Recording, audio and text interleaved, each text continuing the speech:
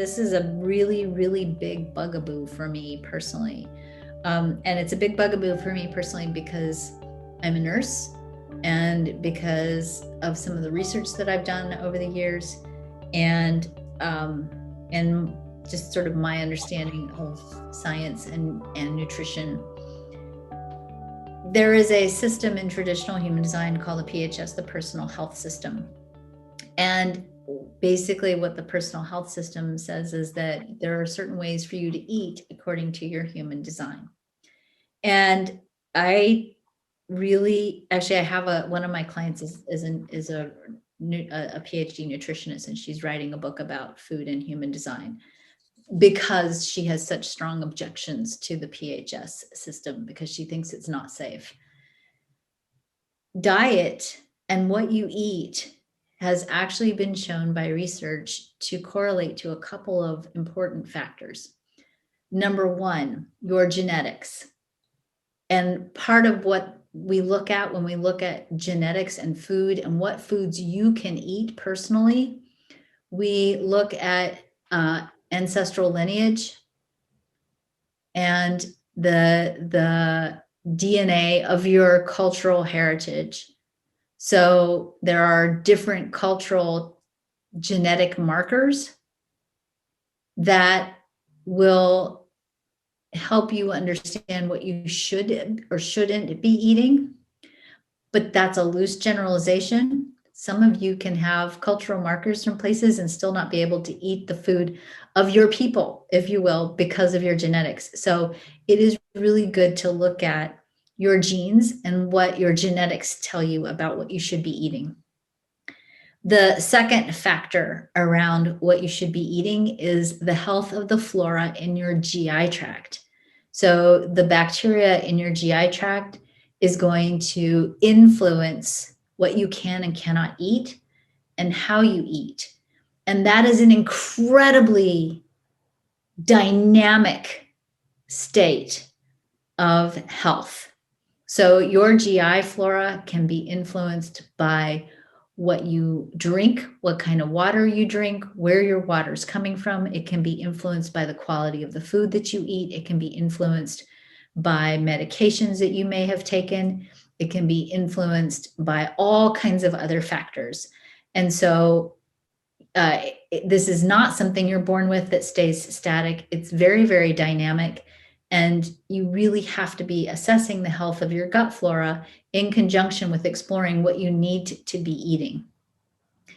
The third thing that we look at is your body's ability to digest and assimilate different kinds of food. And that's going to oftentimes be dependent on the status of your hormones and, most importantly, the high quality functioning of your thyroid and your endocrine system, which we know from human design is vulnerable in everyone because it's the throat center, which is the center that regulates the thyroid and the parathyroid and the endocrine system, that functions well when we live according to type and misfunctions, or it becomes dysfunctional or disconnected when we don't use that throat center properly. If you really want to get a good bead on what you should be eating and how you should be eating, I want to recommend that you owe it to yourself to find a good functional medicine person to help you do a good assessment.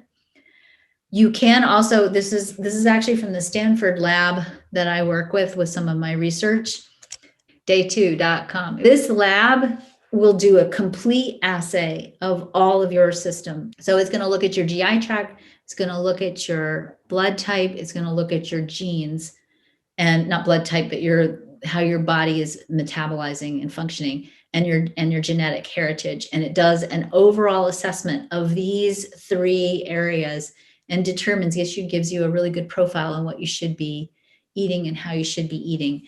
And I would trust that 1 billion times more than I would trust the PHS reading.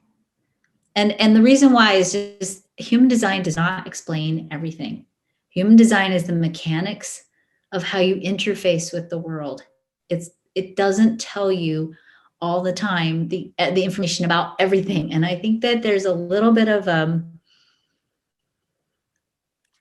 an idea in the human design community that human design can fix everything. If you just follow your design, all these wonderful, amazing things will happen. And that's true, but it doesn't fix everything. And it certainly doesn't give us sometimes the vital bits of information that go beyond human design that we need to create alignment and wellness and health in our lives.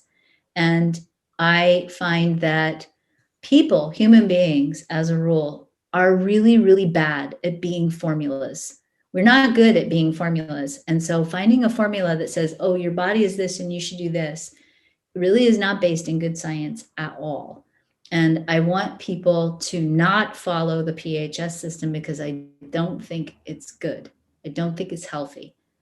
I would much rather see you do an assay like this around your genetic profile and everything else. So this lab, and by the way, just so that you know why I'm recommending this lab, day2.com at the Stanford lab that Dr. Kenneth Pelletier works, who has written actually a really good book about epigenes and genetics and health, several. But in their lab, they actually tested all these different companies that do these genetic assays and check blood work. And they took blood samples on one day in their lab, and they froze the blood samples, and they sent these blood samples off to different testing organizations. And then they defrosted their blood and sent a second sample and a third sample to these labs.